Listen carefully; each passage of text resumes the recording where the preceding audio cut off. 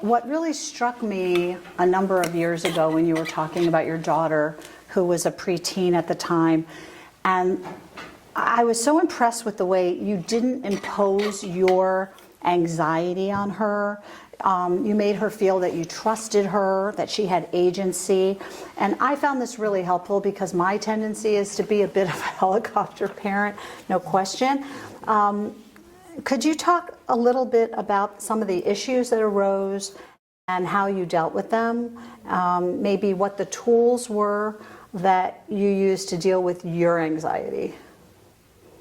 Okay, well, I was lucky to, it's probably the only thing I did right in life is wait a long time to have a child. I was about 42.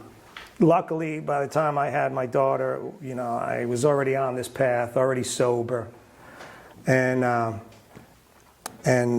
had a strong desire not to screw her life up. I wanted to be a good parent. I wanted to be a good father.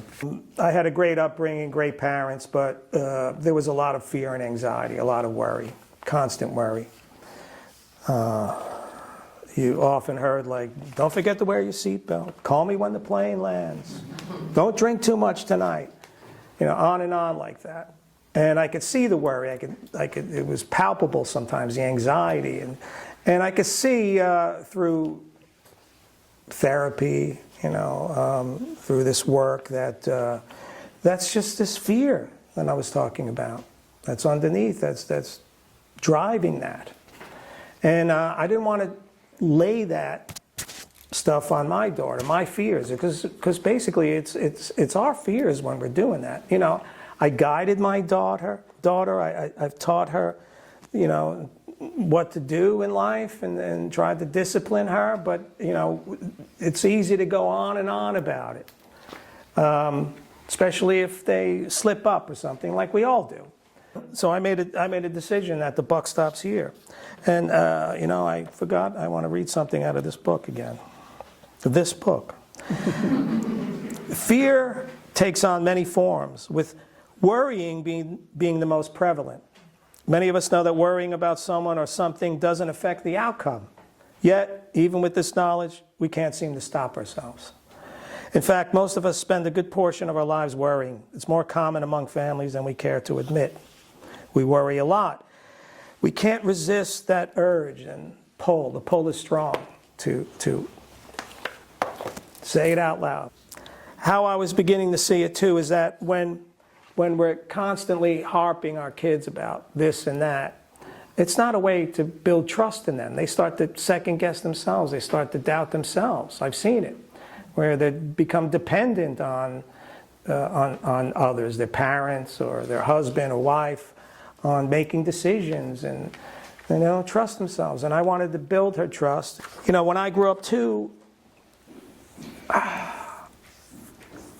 my family members would keep things from me because, you know, maybe I didn't handle situations well, so I did play a role in it, but nonetheless, they would keep things from me.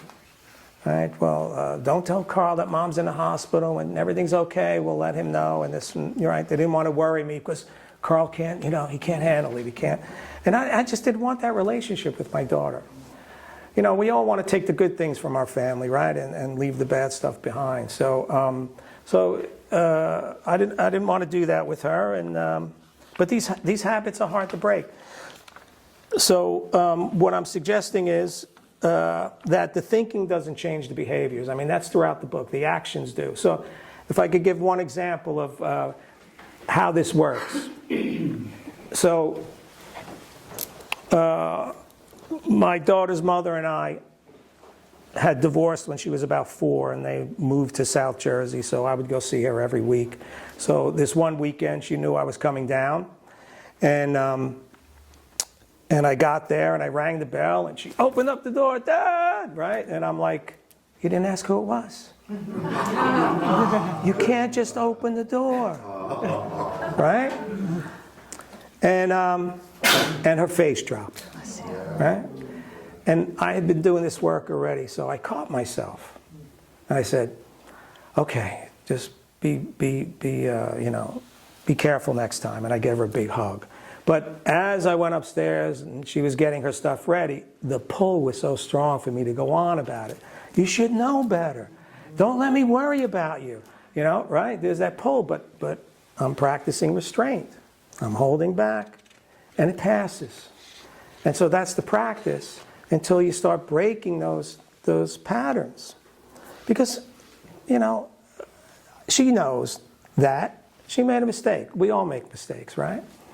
But that's that desire to control. That's fear underneath that, right? That desire to control, to as they say in the rooms of recovery, to play God, right? We're playing God. And so, so I continue this practice because that's what it is. I get snagged sometimes and say things, and then I get back to baseline pretty quickly now. I catch myself pretty quickly. But and sometimes there's that old voice that wants to do it, but I catch it, I let it go. Long answer to your question. Not at all.